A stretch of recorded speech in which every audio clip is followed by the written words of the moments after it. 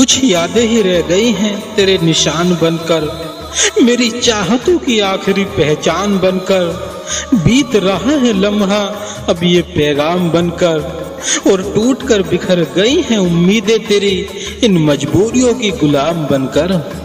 जब तक है ये सांसें मेरी तू मेरा ये पैगाम सुन लेना, जब तक है ये सांसें मेरी तू मेरा ये पैगाम सुन लेना। और धड़कने भी कर रहा हूँ नीलाम, ये तेरे नाम सुन लेना। उठाकर कलम जज्बात लिख जाते हैं, ना चाहते हुए भी हालात लिख जाते हैं। और चाहते हैं खुश होकर लिखें, ना चाहकर भी आंखों से आंसू निकल आते हैं। किसी रोज एक टूटता सपना देखोगे, मजबूर आंखों का तड़पना देखोगे।